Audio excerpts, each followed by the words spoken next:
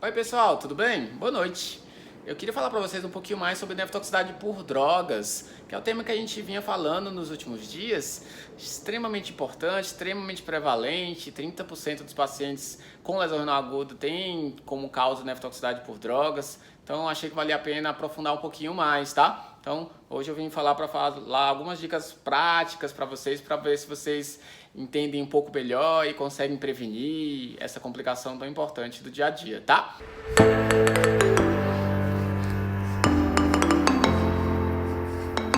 Primeira dica que eu queria dar é que o mais importante da lesão renal aguda é definir qual é a causa.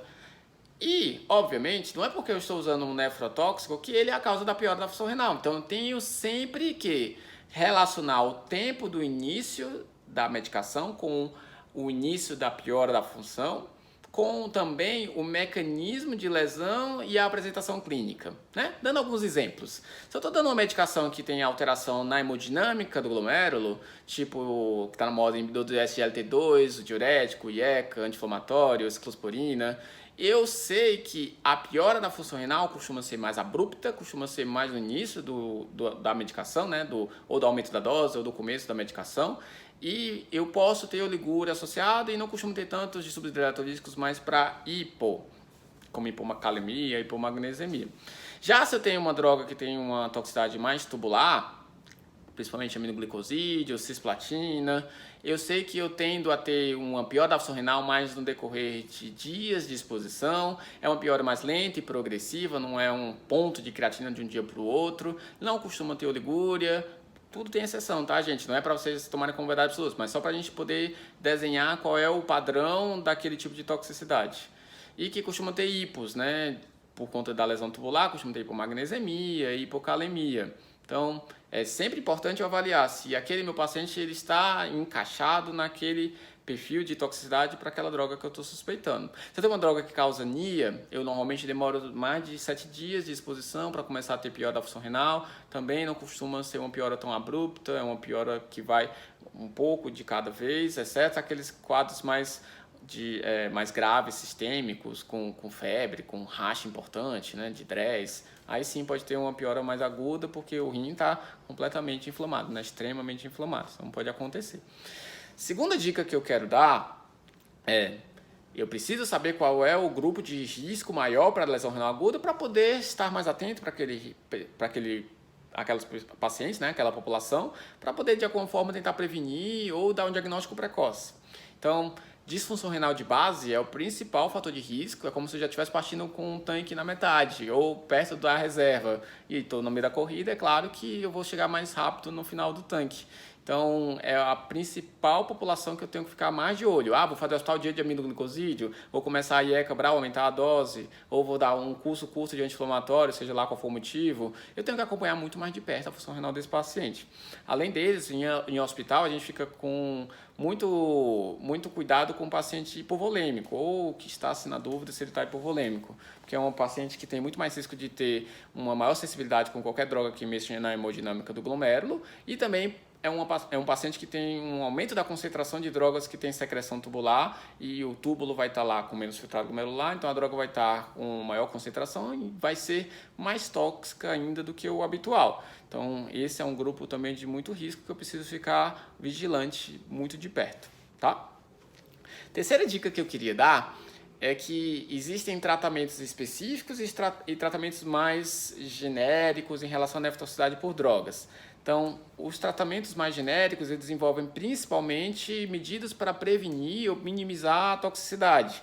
Então, eu sei que dar mais de um nefrotóxico, né, quanto mais nefrotóxicos, maior a chance de apresentar a piora da função renal. Então, é importante eu, na medida do possível, evitar muitos nefrotóxicos. Eu sei que pacientes hipovolêmicos, pelo motivo que eu acabei de falar, têm maior risco, então sempre tratar hipovolemia antes de começar o aminoglicosídeo, por exemplo, ou qualquer outro nefrotóxico que possa piorar com hipovolemia, que é quase todos.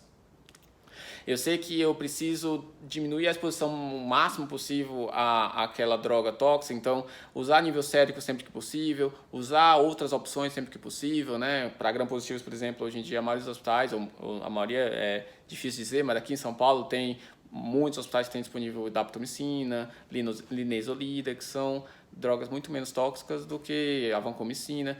No tratamento de fungos, eu tenho micafungina, voriconazol, tenho anfoliposomal, que são muito menos tóxicas do que a anfotericina, né? Principalmente de pacientes que já são parte do grupo de risco, é muito importante eu saber dessas opções para poder diminuir o risco daquele meu paciente. Além disso, eu tenho os tratamentos específicos, né? Algumas medicações eu já tenho tratamentos mais bem definidos e específicos contra nefrotoxicidade. Então, metrexate é o grande exemplo, que eu sei que se eu alcalinizo a urina e se eu faço a glucarpidase, que a gente usa mais quando já tem uma toxicidade bem estabelecida, que é um enzima que quebra o metrexate, é um tratamento específico contra a toxicidade por metrexate. O aminoglicosídeo, eu sei que da dose única é mais efetivo para evitar a nefrotoxicidade, porque eu sei que o túbulo, se ele se expõe de 8 em 8 horas, por exemplo, com gentamicina, ele de 8 em 8 horas vai lá englobar ou internalizar o aminoglicosídeo, né, o túbulo proximal. Se eu dou uma vez só, é uma medicação que ele age por matando a bactéria com um pico de concentração e não com um nível estável. Então, se eu dou uma vez só, o túbulo absorve só uma vez e tem menos toxicidade. Se eu hidrato antes o paciente com anfotericina, por ser uma medicação que causa vasoconstricção, eu sei também que tem menor risco de toxicidade. Então, são alguns tratamentos específicos que eu já sei que existem para tentar diminuir toxicidade. Um exemplo que não tem no Brasil, mas que fora já tem, daqui a pouco vai chegar aqui, é o tenofovir, por exemplo, que eu sei que tem uma medicação que também é fornecedora do tenofovir, que é o TAF, né, que é a alafenamina, se não me engano, ou A, que tem uma toxicidade muito menor, não só para o rim, mas também para o osso, e tem uma eficácia tão boa quanto ou até maior, segundo alguns especialistas.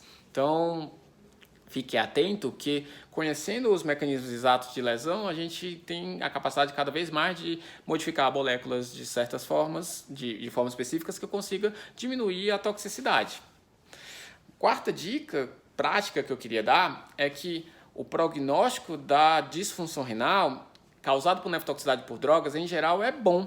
Se eu trato a causa de base de forma adequada, mesmo usando a droga que é tóxica, o paciente piorando a função renal naquele momento, depois que eu tiro a droga, ele tende a melhorar. Tem droga que demora para melhorar, tipo aminoglicosídeo, que se concentra muito na célula, vai demorar para ter um washout da droga depois que eu tiro a droga, mas vai melhorar. A maioria, pelo menos, vai melhorar. Então, eu sei que as drogas que a gente usa hoje em dia, que são nefrotóxicas, a gente ainda usa hoje em dia porque muitas vezes não tem realmente tantas opções e são drogas importantes. Então, eu não vou deixar de tratar uma sepse, não vou deixar de tratar um câncer porque a única opção é um nefrotóxico.